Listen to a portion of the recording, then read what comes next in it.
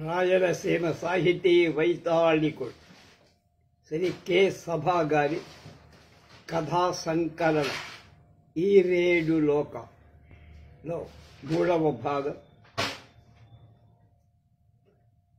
6/2/24.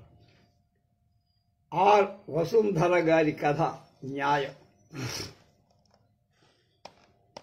Are Vasundhara guarantee ప్రఖ్యాత విమర్శకులు, రచయిత. ఆర్ఎస్ సుదర్శనం గారి భార్య. తిరుపతిలోనో బెంగుళూరులో ఉంది.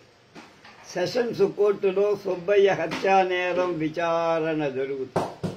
ముద్దాయి సుబ్బయ్య కొడుకు రామకృష్ణ కొత్తగా పెట్టిన కాలేజీలో జవాన్. 3 ఏళ్ల వయసులో తల్లిని పోగొట్టుకున్న రామకృష్ణను తానే తల్లి అయి పెంచాడు సుబ్బయ్య. 5th ఫారం దాకా చదివించాడు. తర్వాత పెళ్లి చేశాడు. పెళ్లి చేశాక కూడా సుబ్బయ్య బాధ్యత తీరిపోయిందని చేతులు దులుపుకోవాల. చదువుకున్న వాడే ఇటు కూలీ పని చెయ్యలాక అటు ఉద్యోగం దాకా ఉండిపోయిన కొడుకుని 10 ఏళ్ల పాటు కూర్చోబెట్టి మేపారు. తర్వాత రామకృష్ణకు ఉద్యోగం దొరికింది. కాలేజీలో జవానుగా. సుబ్బయ్య ముసలివాడైపోయాడు. వృద్ధాప్యంలో నిష్ప్రయోజకుడైన తండ్రిని ఇంతకు ముందు తన కోసం ఎంతో కష్టపడ్డాడన్న విస్మయం విస్మరించి కోపంతో తల గోడకేసి పగల కొట్టి చంపాడు కొడుకు రామకృష్ణ. ఈ విషయం రామకృష్ణ భార్య మొదట్లో పోలీసుకి ఇచ్చిన స్టేట్మెంట్లో స్పష్టంగా ఇరుగు పొరుగు వారి సాక్ష్యము. ఇటువంటి కృతజ్ఞుణ్ణి పరమ కిరాతకుణ్ణి ఏం చేసినా పాపం లేదు. ఉరి శిక్ష ఒకటే వీటికి తగిన శిక్ష. ఇటువంటి రాక్షసుని సంఘంలో నుంచి వేరు పొరుగుల మాదిరి ఏరేసి నాశనం చెయ్యాలి. ఇది ప్రాసిక్యూషన్ వారి వాదన. సుబ్బయ్య తాగుబోతూ అన్ని వ్యసనాలు ఉన్నవాడు. చిన్నప్పటి నుండి రామకృష్ణను తల్లి తండ్రి తానే అయి పెంచాడనేది సర్వ అబద్ధం. మేనత్త నాగమ్మ ఇంట్లో ఇంత తిండి తిని ఇంటికి వెళ్ళగానే తాగి ఉన్న తండ్రి ఏ మిషమీదనో చెతక తంతాడనేది తథ్యం కనుక భయపడుతూనే విధి లేక ఇళ్లనే నరకంలో ప్రవేశించి తన్నులు తింటూ పెద్దయినవాడు రామకృష్ణ. విధి చేత చాలా చిన్న చూపు చూడబడిన భాగ్యం. ఏ విధమైన అపేక్షను ఆప్యాయతను ఎరుగక లోకంలో ఉండేది తిట్లు దెబ్బలు మాత్రమేన అనుభవంతో పెరిగినవాడు. ఎప్పుడు ఎవరికి ఎదురు మాట చెప్పడు. అందరూ ఎదురుగా చాటుగా మందమితిని అని వ్యవహరిస్తూ ఉంటారు. 3వ క్లాస్ చదువుతున్నప్పుడు వాడి దగ్గర నుంచి చదువు సంధ్యాలేక రోడ్ల మీద తిరిగే రౌడీల వరకు అందరికీ రామకృష్ణ అంటే ఎగతారు. వట్టి ముద్దు మూర్ఖుడు ప్రిన్సిపాల్ గారు లెక్చరర్ గారు రామకృష్ణ తప్పు చేసినప్పుడు ముద్దు అని స్టూపిడ్ అని పిలిచి తిడుతూ ఉండరు. దేనికి ఎవరికి ఎదురు మాట అనేది చెప్పరు. ఎవరు ఏమన్నా అది తనను తగినదేమో అన్నట్లుగా ఉదాసీనంగా ఉంటారు. తనతో పాటు చేరిన జవాన్లు 7వ క్లాసు పాస్ అయిన వాడు అటెండర్లుగా ముందుకు ప్రమోషన్ తెచ్చుకుంటే 10వ క్లాస్ చదివిన రామకృష్ణ ఇదేమి అని అడగల. ఇంత ప్రపంచంలోనూ అట్టడుగు తొక్కివేయబడి నిర్దాక్షిణ్యంగా నలిపివేయబడటం తనకు విధి నిర్దేశించిన సహజమైన పాత్ర అని మనసులో గట్టిగా నాటుకుపోయిన రామకృష్ణ తండ్రికి ఎదురు తిరిగి త్రోసి చంపాడనేది నమ్మకంగా లేదు కనుక సుబ్బయ్యే తాగి వచ్చి మైకంలో తూలి గోడకు తల కొట్టుకున్నాడు. ప్రాసిక్యూషన్ వట్టి కల్పితం. పోలీసులు అమాయకురాలైన రామకృష్ణ భార్యను బెదిరించి భయపెట్టి ఆ స్టేట్మెంట్ తీసుకున్నారు. తర్వాత ఆమె నిజమైన 2వ స్టేట్మెంట్ ఇచ్చి కాస్త ఆలోచన ఉన్న ఏ మానవుడు నమ్మలేని ఈ బోటకపు కేసును మేధావుడు న్యాయమూర్తులని జడ్జి గారు కొట్టివేస్తారని నమ్ముతున్నామన్నారు డిఫెన్స్ తరపున న్యాయం. స్తబ్దంగా బోర్డులో నిలబడి ఉన్న రామకృష్ణ మనసులో ఆలోచనలన్నీ కలగా పులగంగా. తనేం చేశాడు, నేరం చేశాడు, ఏదో లేదు ఏమీ అర్థం కాదు. ఆలోచనలు ఏ విధంగా ముందుకు సాగక గజ్జి బిజిగా చిక్కుబడి శిక్షపడుతుందేమో అన్న భయం భీకరమైన సుడిగుండం కాగా ఆ గుండెల్లో సుళ్ళు తిరుగుతున్నాయి. ఎంత అలజడిలోనూ ఒకే ఒక భావం స్పష్టంగా, అది ఎలా అయినా ఈ శిక్ష తప్పిపోవాలనే గొప్ప ఆరాటం ఇప్పుడు స్పష్టంగా మరింత గాఢంగా ఉన్నదన్న మాటే కాని ఈ అలజడి ఆరాటం రామకృష్ణకు పరిచితాలు. పెన్సిల్ పోయింది, ఎక్కడో జారిపోయింది, జేబు చెరుగు జేబుల్లో ఎట్లా వేసుకున్నావురా వెధవా, ముద్దు వెధవి, చేతిలోంచి జార విడిచి ఉంటావు, రోజుకో పెన్సిల్ తేపడానికి సొమ్ము పోగేసుకొని చూస్తున్నానా, ఆ నాగి పట్టున గాని, లేకుంటే నీలాంటి మందమతి వెదకు చదువెందుకు, దండగా ఎర్రటి కళ్ళతో తన మీద విరిగి పడుతూ ఉన్న పెద్ద అగ్ని పర్వతంలాగా నాయన చెయ్యెత్తి నిల్చున్న. ఈ దెబ్బ తప్పితే ఎవరైనా వస్తే చెయ్యి తూలి పక్కకు పడితే కాని తప్పదు. ఇంకా మీద పడలా, ఎప్పుడు పడుతుంది, పడుతూ ఉందా, ఇది తప్పదు. ఆనాడు ఇదే రామకృష్ణ హై స్కూల్లో అడుగు పెట్టాడు. అప్పుడు ప్రసాదరావు, ఇప్పుడు జడ్జిగా కూర్చొని ఉన్న ప్రసాదరావు 3 రోజుల జ్వరం వల్ల బడికి రాక ఆ మొత్తం నోట్స్ రాసుకుంటూ కూర్చున్నాడు. బడి అయ్యాక ప్రసాదరావు పెన్లో సిరా అయిపోయి రామకృష్ణ పాత చొక్కా జేబులోంచి మేనత్త నాగమ్మ కొత్తగా కొనిచ్చిన పెన్ను గర్వంగా మెరుస్తోంది. దాన్ని అడిగి తీసుకుని రాసుకుంటున్నాడు ప్రసాద్. చీకటి పడుతోంది. రామకృష్ణ పెన్ను కోసం అట్లాగే కూర్చొని ఉన్నాడు. నీ పెన్ను బాగా రాస్తుంది, రేపిస్తాను లేరా అని తీసుకెళ్లిపోయి కుసూరమంటూ ఇంటికి వెళ్ళాడు రామ్. ఏదిరా నీ కొత్త పెన్ను, ఇట్లా గియ్యి అన్నాడు సుబ్బయ్య తన కూలి డబ్బు గుర్తు రాసుకోవడానికి నోరు తెరిచి. రామకృష్ణ ఏమీ చెప్పలేక, ఇవాళ నన్ను చంపేస్తాడు, పెన్ను లేదని ఏం చెప్పినా వినడు, చంపేస్తాడు. ఆనాడు ఇదే భూనుడు నిల్చున్న రామకృష్ణ మనసులో ఈనాడు అదే ఆరాటం. శిక్ష పడకూడదు అని భయపడిపోయిన చిక్కుముడి అయిన రామకృష్ణ మనసులోని ఇరుపక్షాల న్యాయవాదులు తమకు కావలసిన దారాన్ని కావలసినంత మేర బయటకు లాగారు. ముడి మాత్రం వీధి వాడలే. ఆ పని అసలు తాను ఎలా చెయ్యగలిగానా అని రామకృష్ణకు తెలియల. ఆ రోజు జీతం తెచ్చి సుబ్బులు చేతికిచ్చారు. అన్నం తింటానికి పోతుంటే సుబ్బయ్య రూపాయి కావాలని అడిగారు, చెత్తుగా తాగటానికి. తాగి తులుతూ ఇంటికి వచ్చి ఓపికంటే రామకృష్ణుని బట్టి పనికి మాలిన ముద్దు గదవ అయినందుకు, ఇంత చదివి ఎటెండర్ పని సంపాదించి ఎక్కువ డబ్బు తేలైనందుకు ఓపిక లేకుంటే అట్లాగే ఈ మూలో పడి నిద్రపోదు. రోజు జరిగేది ఇదే. రోజు సుబ్బులు ముసలాడికి తాగటానికి పావులా ఇస్తుంది. జీతం వచ్చిన రోజున మాత్రం రామకృష్ణ దగ్గర నుంచే రూపాయి తీసుకుంటాడు. ఆ రోజు మర్చిపోయి అంతా సుబ్బులకే ఇచ్చేశాడు. దానికి ఇచ్చేసా, అడిగి తీసుకో అన్నాడు. సుబ్బయ్యకు కోపం వచ్చి సుస్తుగా తాగుదామని ఆశపడ్డాడు. అది ఇస్తుందో ఇవ్వదో ఆడముండ చేతికి డబ్బులిచ్చి దాని చేతిలో ఆడేవాడివి నువ్వు మొగాడివేనంటారా, ముద్దు వెధవ అన్నాడు. రామకృష్ణ మాట్లాడకుండా బుర్ర వంతుకు నిలబడి, ఇన్నేళ్లు ఆ ముండ చేస్తే పెద్దోడివయ్యావా, నేను పెడితే అయ్యావా, ఇవాళ పుట్టగోళంత ఉద్యోగం వస్తే నేను మొగాడినని అనుకుంటావేమో, దాన్ని అడిగి డబ్బులు తీసుకోమంటావటరా ఎదవ, నీ చేతికొచ్చిన నాడైనా అట్టే పెట్టుకోలేవంటారా, ఒక్క నలుసును కనలేని ఎదవ్వి అంటూ తిడుతాడు.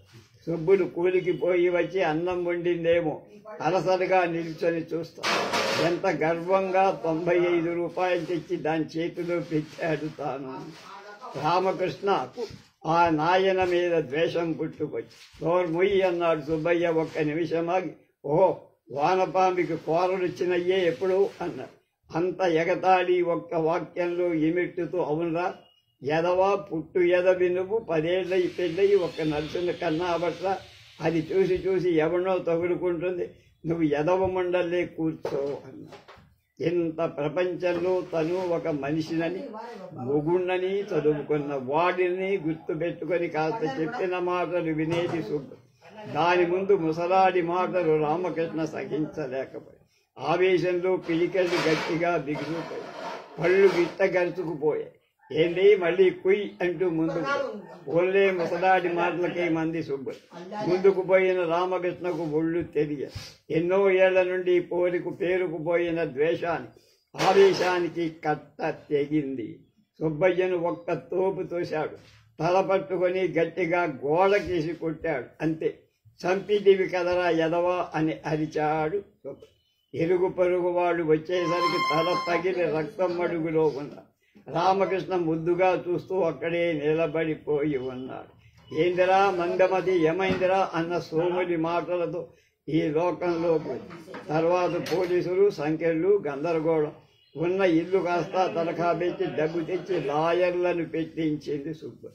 జడ్జి ప్రసాదరావు మనసులో గతంలోకి పరిగి తన చిన్నప్పుడు నాన్నగారు ఆ ఊళ్ళో ఉద్యోగంలో చిన్న చొక్కాలో ఇరుక్కున్న పెద్ద మనిషిలాగా ఇరుగ్గా ఇబ్బందిగా అప్పుడు ఆ ఊరు చిన్నది, కాలేజీ లేదు.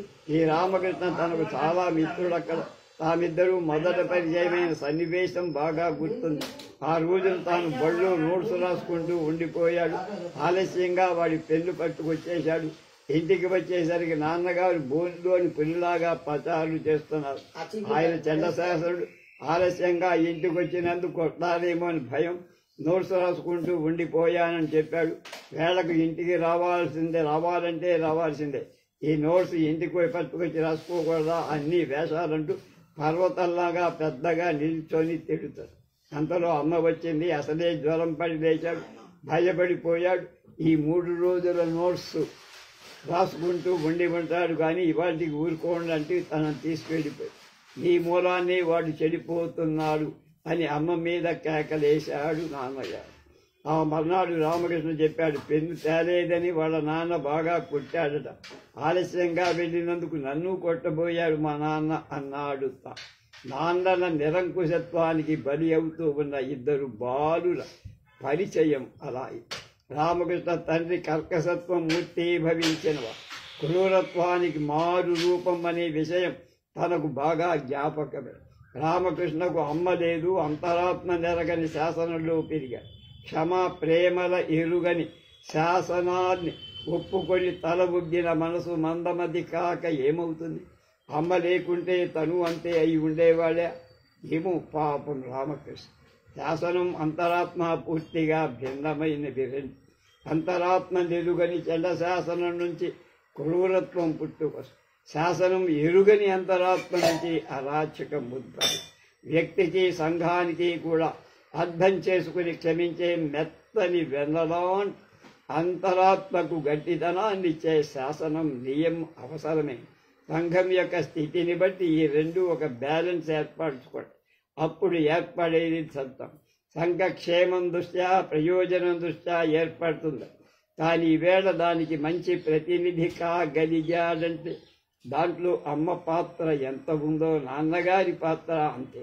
తన ప్రేమంతా అమ్మ మీదైతే గౌరవమంతా నాన్న మీద.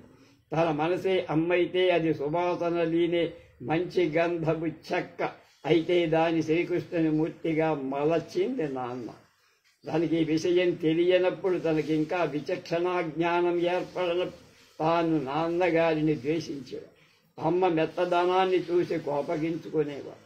ఇంతకీ ఎందుకు అమ్మ నాన్నగారికి తగిన సమాధానం చెప్పదు? ఎందుకు ఎదురు తిరగదు? ఎందుకు వేరైపోదు అని అర్థం లేని కక్షలు అతను కక్ష పుట్టుకొచ్చేది మనసు. ఇప్పుడు వాళ్ళిద్దరూ లేరు.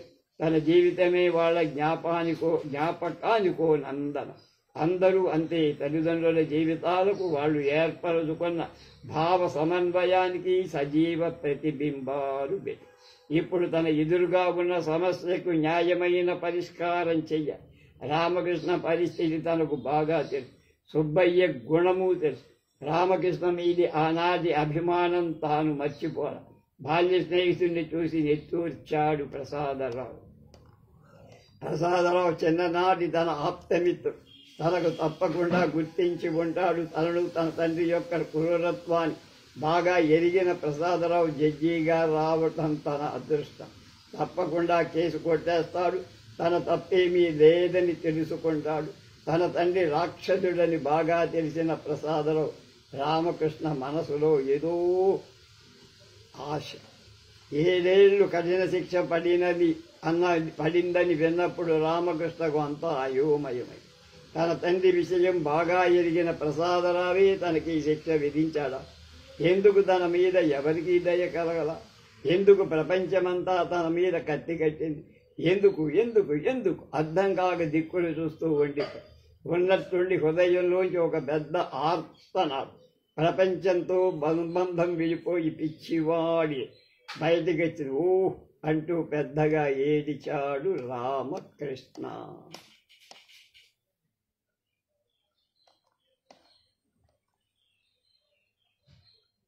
ఎవరి మనిషి కేవి ఆచార్య కథ.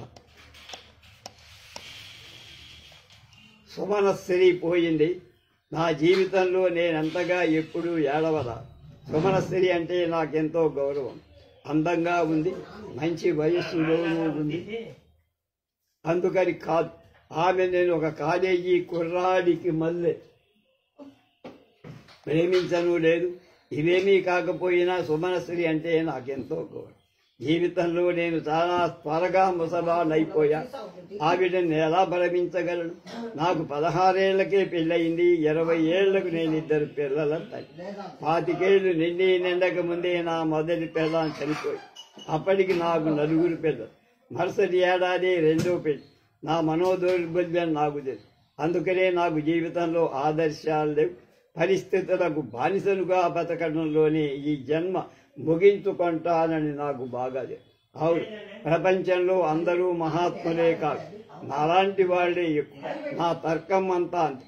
కొంత ప్రభుత్వాన్ని, ఆర్థిక వ్యవస్థను, విద్యను, సమాజాన్ని ఒక్కదాన్నేమి విశ్వాన్నంతా తిడతారు. అన్నీ తమకేదో ద్రోహం చేసినట్లు, కాకపోతే తామేదో బృహస్పతులైనట్లు. సరే, ఎవడి ఆత్మవిశ్వాసం వాడిది. నాకు అలాంటిదేం లేదు. సాధ్యమైతే నన్ను నేను తిట్టుకుంటా. అసమర్థుణ్ణి, అప్రయోజకుణ్ణి, అయోగ్యుణ్ణి. సరే, ఆత్మవిశ్వాసం ఉన్న కొందరు నన్ను బృహస్పతి అన్నారు. మా నాన్న తిట్టాడు. 16 ఏటనే పెళ్లి చేసుకుని నా జీవితాన్ని ఆ ముసలాడు గంగలో గడిపాడని అతడి మీద ఒక అభియోగాన్ని మోపారు. నన్ను జాలిగా చూశారు. అలాంటి వాళ్లలో ఈ వెధవ రఘుపతి వాడు బొత్తిగా నాన్నగారి దృష్టిలో ఆలోచించడు. అప్పుడు మా అమ్మ చనిపోయింది. మా నాన్నకు పెళ్ళయ్యే వయసు దాటిపోయింది. లేకపోతే నాకు బదులుగా మా నాన్నే పెళ్లి చేసుకునేవాడు.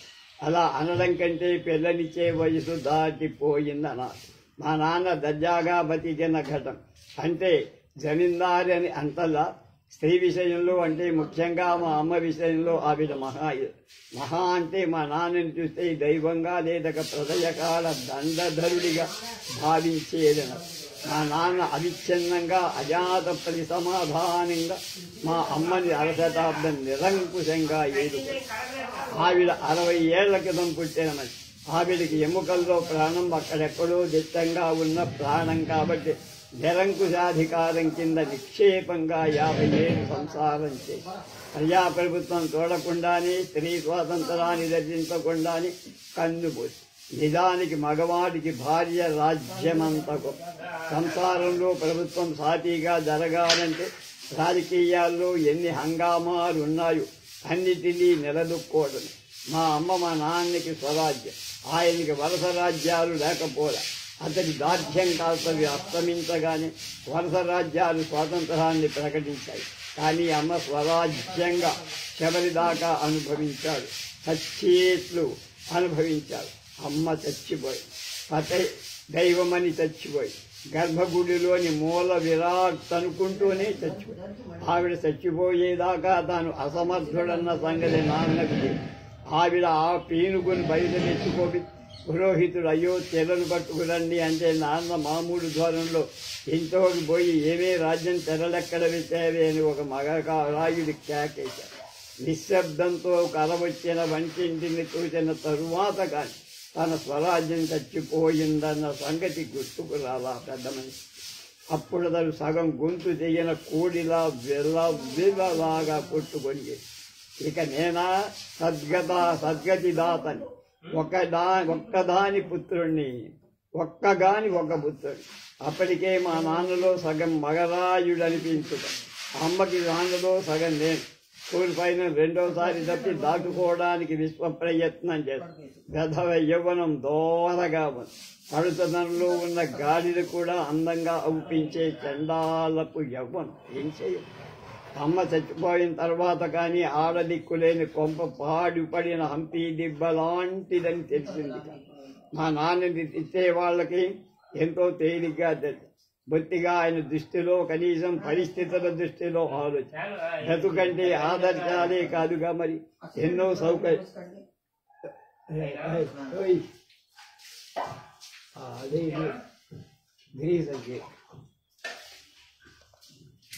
ఎన్నో వాంఛలు, వాటి పోరాటం.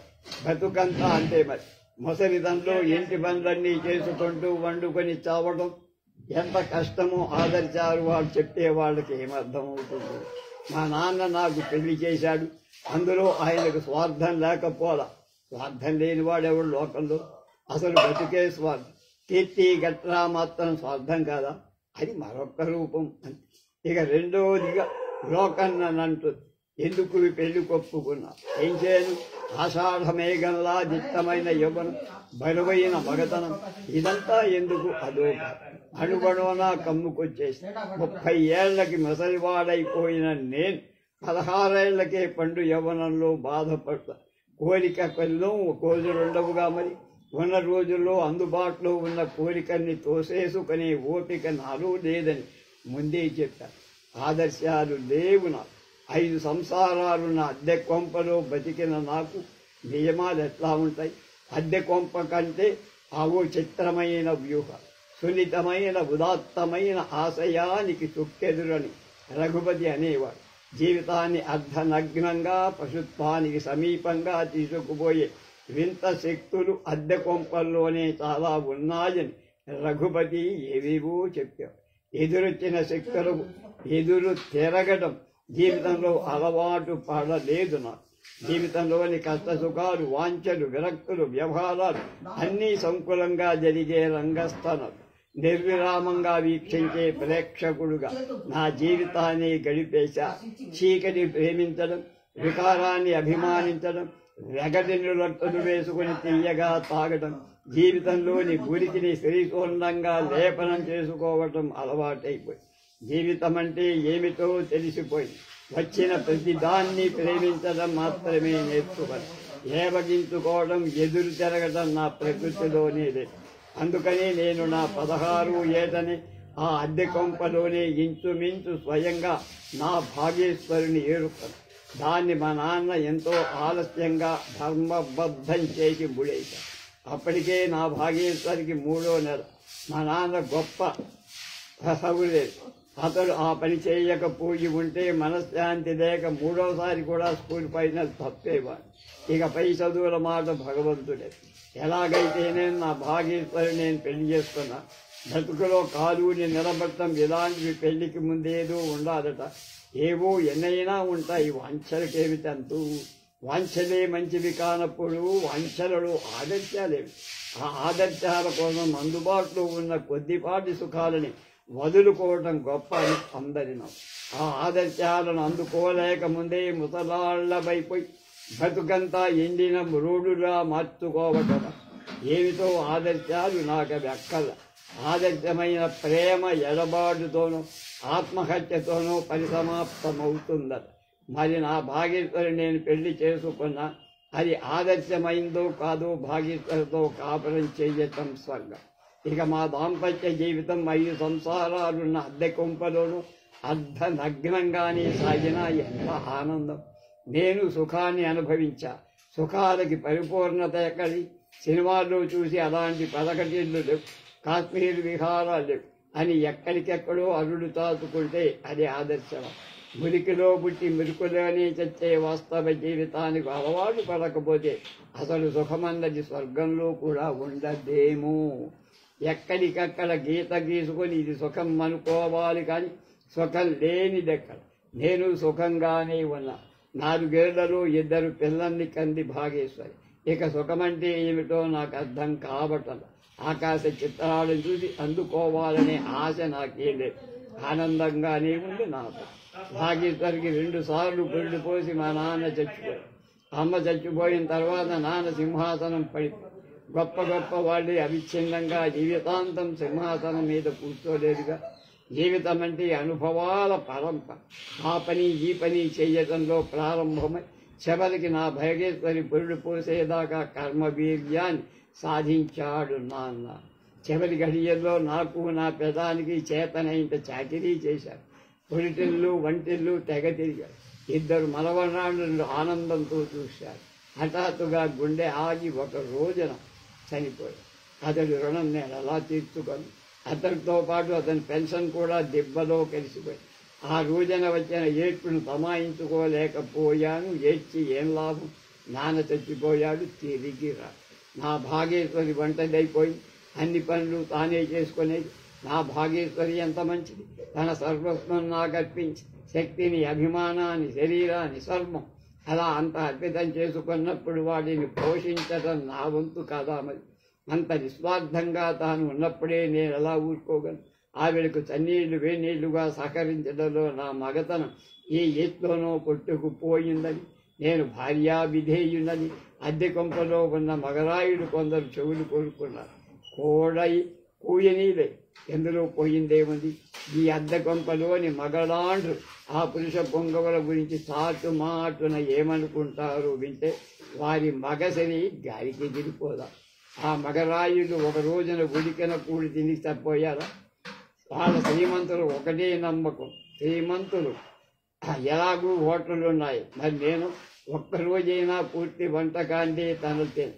ఇక నేను ఇంట్లో ఆ పని ఈ పని చేయడమా? చేశాను, తప్పే. కొళాయి నీళ్లు నేనే తెచ్చేవాడు. ఎప్పుడైనా మరి అవసరమైతే పిల్లలు బయటకు పోయినా ఇలాంటివి చూసుకోవచ్చు, తప్పేముంది. వాళ్ళెవరూ పిల్లలు శ్రద్ధగా కందేదా? సంసారం అంటే అన్నీ ఒట్టి పడగట్టిలే కాదుగా.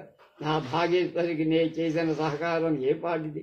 నాకు పిల్లలకు చివరి గంట దాకా నిస్వార్థం సేవ చేసి చచ్చిపోయి ఆవిడ రుణాన్ని నేను ఎలా తీర్చుకోగలను? నగలు కావాలని కానీ, ఊళ్ళు తిరగాలని కానీ, కనీసం వచ్చిన 10 తెలుగు సినిమాలైనా చూడాలని కానీ కోరుకోలేదే. గోమాత లాంటి ఇల్లాలు ఇంతకీ నేను అదృష్టవంతునిగా. ఆవిడను పోగొట్టుకున్నాను. ఆవిడ ప్రతిరూపంగా ఆవిడ కష్టపడి తన బిడ్డల్ని చూసుకుంటూ బతికిపోయాను. నాకు 25 ఏళ్ళు వచ్చేసరికి భాగేశ్వరి 2 పిల్లల్ని కని ఆ పిల్లల్ని కనలేక కాబోలు చచ్చిపోయేదాకా నాకు సేవ చేసింది. పిల్లల్ని కంది, వాళ్ళకి చాకిరీ చేసింది. గంధపు చెక్కల అరిగిపోయి ఈ లోకాన్ని వదిలి ఆవిడ రుణాన్ని నేను ఎలా తీర్చుకో? ఇంత త్యాగం చేసిన నా భాగేశ్వరికి నేను కృతజ్ఞుడిగా ఎలా ఉండగలను? కనీసం 2వ పెళ్లి చేసుకోకపోవడంతో ఆశయం తీరుతుందని ఒక మార్గం కని ఏం లాభం? నా బొంద ఆ మార్గం నాలాంటి వాడికి అంత తేలిక. 1 ఏడాది ప్రయత్నించా. ఆ ఏడాదిలో నేనెంత దుర్మార్గంగా ప్రవర్తించాను. కలుసుకుంటే 2వ పెళ్లి చేసుకుంటే ఎంతో బాగుపడతానని భాగేశ్వరి మెచ్చుకుంటుందని తేలిపోయి ఒక ఆడది నారి అన్నది నేను కాకపోతే నేను బతకలేనని నాకు బాగా అర్థమై అసలు భాగేశ్వరి చచ్చిపోగానే ఎన్నో సంబంధాలు వచ్చి ఏవో గంతకు తగిన బొంతలు. నాకు చిన్నదైన ఉద్యోగం అంటూ ఒకటి ఎవరో రానే రాస్తా. పూర్వం నా భాగేశ్వరిని ప్రేమించి పెళ్లి చేసుకున్నాను. నా భాగేశ్వరికి ప్రేమంటూ ఏమిటో ఆ బాగా తెలుసు. ఆ రోజుల్లో నాకు తెలిసినట్టే ఉండేది. ఆవిడ మాత్రం ప్రేమిస్తూనే చచ్చిపోయాను. కథల్లోకి ప్రేమ కాదు, నాకు సంబంధించిన ప్రతి అణువును ప్రేమించి చివరికి దానికే బలైపోయి ఆవిడతో నేను చచ్చిపోదాయి ఉంటే ప్రేమంటే సగమైనా అర్థమై చచ్చేవాడు. నేను ప్రేమించడానికి అర్హుడను కాదని ఇప్పుడు తేలిపోయి ప్రేమ కాదు, నాకు స్త్రీ కావాలి అంటే ఏదో సంబంధం వచ్చింది, కట్నా పుచ్చుకోలేని వాడు, కాళ్ళు ఇవ్వలేని వాడు, కాకపోతే నాకు పిల్లనివ్వడానికి అంత పైబడి రావాల్సిన అవసరం. అవును, నేనేం గొప్పవాణ్ణని, ఎందుకు చాలని ఉద్యోగం, 2వ పెళ్లి, ప్రేత కళ, 4 ఆడపిల్లలు, గతి లేకపోతే జిల్లాది కాదు, ఎవరిస్తారు పిల్లని? అందులోనూ సుమనశ్రీ లాంటి పిల్లని ఒప్పుకున్నాను పిల్లలు. ఇప్పుడు సుమనశ్రీ నా పిల్లం, ప్రేమించిన భాగేశ్వరి కాదు, ఒక ఆడది, నేను కోరింది అంతేగా. మరి నా అవసరాలన్నీ చూసుకోవాలి, అది జరుగుతూ ఉంది.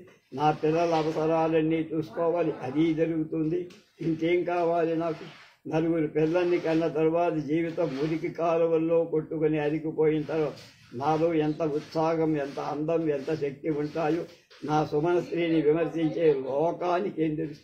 1000 కోరికలతో రంగురంగుల ఇంద్రహంసులు వండిన జీవితం తొలి మొగసాలలో ప్రవేశించాలని వరకలెత్తే నిండు యవ్వనంలో ఉన్న సుమనశ్రీని అడిగితే తెలుస్తుంది. సుమనశ్రీ ఎంతో మంచిది. నాకు నా పిల్లలకు ఏ కొరత రానివ్వకుండా చూస్తూ ఉంది. నా స్థితిగతులు ఆవిడకి తెలుసు. ఆవిడ జాలిగుండె ఉన్నంత మాత్రాన కోరికలు ఎలా చస్తాయి? కథలలో అన్నీ చచ్చి కీలుబొమ్మల్లా ఉండదు. వేడి రక్తం అలజడి రేపే చేసే ప్రత్యక్ష జీవితంలో చావడమే పుట్టి కప్ప. నా సుమనశ్రీలో కోరికలు ఉన్నాయంటే నాకు అర్థమవు. జగత్తునంతా కౌగలించుకోవాలనే 18 ఏళ్ల వయసు, చైతన్య ప్రపంచానంతా బంటుగా ఏలుకొనే అందం. ఆవిడకి నేనేం సరిపోగలను? వాళ్ళ నాన్నకు నేను నచ్చా, లేదా వాళ్ళ దారిద్ర్యానికి నేను నచ్చా? వయసు, అందము, వంచలు అన్నీ దారిద్ర్యం చెప్పినట్టు, తల్లిదండ్రులు చెప్పినట్టు నడుచుకుంటాయా? దారిద్ర్యానికి వంచలకి ఎప్పుడూ విప్లవే. అసలు ప్రపంచ చరిత్రే ఈ విప్లవం అని నా సుమనశ్రీ అంతే. దారిద్ర్యాన్ని చాటుకొని వంచన్ని గెలిపించాలని సుమనశ్రీ అనుకుంటే అది తప్ప ఎందుకు అవ్వాలి? ఆవిడ వయసు, ఆవిడ అందం, ఆ దారిద్ర్యం నాకు అనిపించే వయసు మరి ధృవాల తేడాలో ఉంది. అయినా ఆవిడ చేసిన త్యాగం ఎంత గొప్పది. అకాల వార్ధక్యంతో కమిలిపోయిన నన్ను, ఎండిపోయిన బెండకాయ లాంటి నా పిల్లల్ని స్వత్తానికైనా లోకం అసహించుకొని ఆ గుంపుని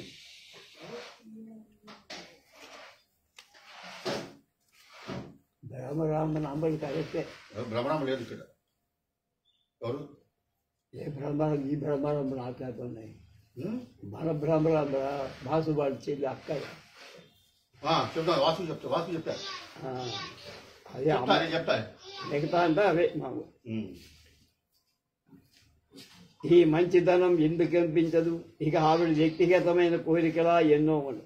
మరి నాకు లేవు కోరికలు. జీవితంలో ఎండిపోయిన నాకే వాంఛలున్నాయి. నా వాంఛల కోసం ఆవిడ కోరికల్ని కొన్నింటిని చంపేశాను. ఆవిడ త్యాగం చేయలేదా? ఎవరి కోసం చేసిందనే ప్రశ్న ఎందుకు? తండ్రి కోసం కాకపోతే సంఘం కోసం, అది కాకపోతే తన కోసమే అనుకో. స్వార్థం కాకపోతే బ్రతుకులో ఉన్నదేమిటి? ఆవిడ కొంత స్వేచ్ఛగా తిరుగుతుంది, నిజమే. లోకం నన్ను పనికి మాలిన వాడని, అసమర్థుణ్ణి అంటుంది, అది నిజమే. నిజమైందంతా మంచి కాదేమిటి? వీళ్ళ పొంద సామర్థ్యం ఎక్కడుంది? వస్తుందట. పుట్టుకి బతికే వెధవ జీవితానికి నా సామర్థ్యం, ప్రయోజకత్వము, ఆదర్శం. ఏవో చలిమంట ఎముక ముక్కలు వెతుక్కుంటూ ఎగిరే కాకిని చూసి అదిగో మానవ సమాజం సరోవరానికి పోతూ ఉంది అనే వాళ్ళని ఏమనాలి? జాలి పట్టం తప్ప కాకి తామర తూళ్లు తినాలనా? లేదా కుళ్ళిపోయిన ఎలుక పీరుగు కాకి రుచిగా ఉండదనా? ఏమిటో అర్థం లేని మాట. ఎవడి ప్రపంచం వాడికా? అమృతమైతేనేం నాకు జాల్యాహారంతో అంటే జలాహారంతో ఎలా సరిపోతుంది? అలా అనుకుంటేనే తృప్తి. నాకు జీవితంలో నిజంగా తృప్తి ఉంది. ఊరికే ఆదర్శాలు చెప్పేవాళ్ళని విని అప్పుడప్పుడు నన్ను నేను నిందించుకుంటాను తప్ప నిజంగా నాకు తృప్తి ఉంది. నాకు ఆదర్శాలంటే, వాటిని గురించి తెగ వాగే వాళ్ళంటే విపరీతమైన చిరా. నా బతుకులో నేను దేన్ని గురించి అంతగా నా మనసును బాధపెట్టలేదు. కానీ ఆ రఘుపతి నా జీవితంలో ఒక ఎలుగుబంటి దాచే. వాడు నా సుమనశ్రీతో సంబంధం కలిగించుకున్నాడని నాకు దుఃఖం లేదు. ఇలాంటి విధవలంతా చివరికి గోతిలో పడిపోతారు. అలాగే వాడు పడిపోయాడు. నేను జీవితాన్ని ఒక మోస్తరుగా చూస్తూ ఉంటే వాడు నన్ను ఉద్ధరించాలనుకోవడమే. ప్రపంచంలో ఎవరి దారిన వాళ్ళని పోనివ్వడు. ఏమిటి విధవ దొరద? అది తప్పు, ఇది తప్పు, ఇలాగే పోవాలి అనే పట్టింపులెందుకు? నాకు వద్దు బాబు ఈ విధవ విజ్ఞానం, ఈ విధవ సంస్కరణ, ఈ విధవ సాహిత్యం అని మొత్తుకుంటే వినడే. వాడి కొంపేదో తగలబడిపోయినట్టు నన్నేదో హిమాలయాల మీద, గౌరీ శంకర శిఖరం మీద మోసుకుపోయేట్టు చస్తాడే. మరి అదో పెద్ద వాడి సహవాసం నా జీవితంలో ఘనీభవించిన నా జీవితంలో కొన్ని మార్పులు తెచ్చిపెట్టినట్టు. వాడు నన్ను బృహస్పతి అన్నాడు, హృదయాన్ని పెంచుకోమన్నాడు, డబ్బు ఖర్చు పెట్టి కొన్ని సినిమాలకు తీసుకెళ్లాడు, పుస్తకాలు కొట్టి గొంతు మీద కూర్చొని చదివించాడు, చదివింపించాడు. సాహిత్యం, సమాజం, విజ్ఞానం, రాజకీయాలు ఎంత విముఖంగా ఉన్నా నెత్తిన రుద్దాడు. అవసరం లేని ఇంజెక్షన్ లాగా దేనికి అలర్జీ అన్నది ఎరగని నాలో కొన్ని తత్వాలను నొక్కాడు. నన్నేదో బాగుపరిచినట్టు అప్పుడప్పుడు గర్వించాడు. నేను అదేమీ కాదు, కానీ శివ పూజలో ఎలుగు వంటిదా వాడు నీ జీవితాన్ని తాత్కాలికంగా కలియబెట్టిన మాట నిత్యం. రోజుకో పుస్తకం, రోజుకో విషయం, రోజుకో రాజకీయ ఉపన్యాసం. ఒకరోజు టాల్స్టాయ్ అన్నాడు, ఇంకో దినం విశ్వనాథం, మరో రోజు మారు. అలా వరుస. నాకు వాడి వెర్రెత్తి బ్రహ్మరథం పట్టిన చవట ప్రపంచం మీద దుమ్మెత్తి పోస్తా. నాకు తెలుసు వాడికి బుర్ర చెడిపోవటం. పాపం సుమనసరి జీవితం అన్ని విధాలా నాశనపోయి ఆ పిచ్చి రథ వలలో పడిపోయి ఆ మేధావి సంస్కర్త ఆఖరికి గోతులో పడిపోయి అంతే. వాడు మాత్రం మగాడు కాడు, కానీ నా సుమనసరి వెర్రివాణ్ణి చూసి మోసపోయి నా వల్ల ఆవిడికేం సుఖం లేదు. ఇంకా వాడు పిచ్చిమండా వాడు, వాడి దగ్గర సుఖమేముంది? వాడే రోజు సుమనశ్రీ గొంతులు చంపేస్తాడు. నాకు సుమనశ్రీ చాలా మంచి, నాకు ఏమాత్రం లోటు రానివ్వదు. 2 శ్మశానాల మధ్య పెరిగిన ఒక మాలతీరతల ఆవిడ బ్రతుకు వ్యర్థం అయిపోయి ఆవిడ చేస్తుంది గొప్ప త్యాగ. తన అందమైన పుష్కలమైన శరీరాన్ని, మెత్తని మనసుని కొంగకాలి లాంటి నాకు, రైల్వే సిగ్నల్ లాంటి వాడికి పంచిపెట్టి ఆమె ఎంత త్యాగం చేస్తూ ఉంది. నేనేం త్యాగం చేశాను? తన దారికి అడ్డు రాలేదన్న కృతజ్ఞత మరి. ఆవిడని పెళ్లి చేసుకుని సంఘం దృష్టిలో అన్యాయం చేశాన ప్రతీకారం లేదే మరి. ఇక్కడే జీవితం వింతగా అనిపించి, జీవితంలో ఎంత అనుభవం గడించినా సుమనశ్రీ చేసిన త్యాగం మాత్రం అర్థం కాదు. నా పీనుగను మున్సిపాలిటీ వాడు ఇచ్చేదాకా విముక్తి లేని నేనేమిటి? గొప్ప చరిత్ర నిర్మించుకొని వెలగబెట్టేమి? రఘుపతి నన్ను అనవసరమైన సానుభూతితో చూడటం. ఒరే, నీ జీవితం అంతా కుళ్ళిపోయిందన్నాడు. సుమనశ్రీ కూడా నిన్ను మోసం చేసి అని అనలేక బాధపడేది. ఇంకా వాడి పిచ్చి కూతలకు అంతేమిటి? గోపీచంద్కి నేనెవరో బాగా తెలుసు. తప్పదాగి మురికాలువలో పడి చచ్చిపోయిన ఎడ్గార్ అలన్ పోకి నేనెవరో చక్కగా తెలుసాను. ఒరేయ్, ఈ మనిషి ఎవరు అని ప్రశ్నించుకుంటే సమాధానమేమి అని వెర్రి ముఖం వేసుకుని చూసేవారు. తన బ్రహ్మాండమైన విజ్ఞానాన్ని నన్ను ఒక బలిపశువు చేసి తృప్తి పడేవాడు ఇచ్చేదడు. వాడి దృష్టిలో నేను అసమర్థం. వాడు ఎంత చెప్పినా నా సుమనశ్రీ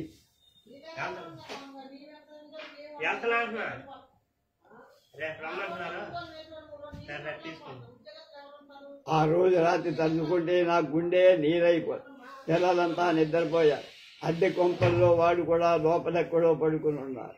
నీకింకా నిద్రపోలేదా? ఏడ్పు పేరుకుపోయిన గుండెల్లోంచి వచ్చిన మాట. ఏదో ఆలోచించుకుంటూ పోతే నిద్ర రాలేదు సుమా. నీకు సుఖం లేదు అంది ఏడ్పు నాకు. సుమన ఏమిటిది? దగ్గరగా చాలాసేపు ఇచ్చింది. నేను ఏం మాట్లాడలేక 4 ఆడపిల్లలను కన్యకా పరమేశ్వరులాగా అలంకరించి ఇంటిలో ఒక వెలుగు వెలిగినట్టుపోయి ఆ తర్వాత నా నమస్త్రీకి నిరసంకుశంగా ఏరుకున్నా. మా నాన్న మా అమ్మని ఏరుకున్నట్టు ఏరుకున్నా. అది అద్దె కొంప కాదనిపించి, మనిషికి సాగు లేదనిపించి, సుఖానికి అవతలి గట్టు లేదని. ఆ రోజున ఆఫీసు 8 గంటలకి ఏదో దిక్కుమారిన చాకిరీ మధ్యాహ్నం భోజనానికి కూడా రావడానికి వీలుపోయి సుమనశ్రీ మనసులో అదే ధ్యాస. ఎల్లు చేరుకున్న సుమనశ్రీ లేదు. చిన్నామాయి శోషపోయే స్థితిలో మిగిలిన ముద్దరు పేద కళలో నన్ను చూసి బాబులు పిన్ని ఎక్కడని అడిగా. ఎక్కడో పొద్దునలుగా పోయిందట రాదు. ఉన్న సర్దికూడు కాస్త తిన్న. పిల్లలు ఫస్ట్ ఒకటి గోడ. నా భాగేశ్వరు గడపడింది. హోటల్కి వెళ్ళి భోజనం తెచ్చి అయ్యర్ గాడిని వేడుకొని బతిమాలని అప్పు పట్టుకొచ్చి ఈ రఘుపతి గాడే ఏదో చేసి ఉండు. సుమనశ్రీ ఎక్కడ నాకు పిల్లలకు కాదు, రఘుపతికి కూడా అన్యాయం చేసింది. ఎక్కడికి పోయింది ఎవరికి తెలియదు. ఆ రాత్రి నిద్రపడ్డదా అన్ని పీడకలు. ఆ వీధిలో అరఫర్లాంగులో రైలు పడ్డాను. చూడాలనిపించి నా పునఃశ్రీయేనా అనుమానం అంత దొరకడా. ఎవరి మనిషి మీకు తెలుసా? ఏం చెప్పను తలబడ్డా. ఎవరి మనిషి? అబ్బాయి ఈ స్థితిలో ఎవరిని గుర్తుపట్టడం? సమాధానం అన్నా. శరవేగంగా ఒక ఎక్స్ప్రెస్ రైలు గుండె ఒక్కలయ్యేట్లు ఈలవేస్తూ దూసుకుపోయి ఆఫీసుకు అప్పుడే లేట్ అయింది. ఆఫీసులో ఆ రోజు తెచ్చిద్దాను. సుమనశ్రీ ఏమైంది? పాపం ఏమైంది? రైలు కింద పడి చచ్చేంత మనసు ఆ పిశాచానికి లేదే అన్నాడు. ఎవరితోనూ లేచిపోయి ఉంటుందా? అందుకే ఆ రాత్రి నాకు సుఖం లేదని ఏడ్చింది. వాడి మాటలకేం పెరిగింది. లేకపోతే మళ్ళీ కనిపించలేదే మరి అని బాధపడ్డాడు. అయిపోయినట్టు. సుడిగాలి లంకిపల్లి కన్నయ్య నాయుడు. రేపు ఆ కథ తెలుసుకుందాం.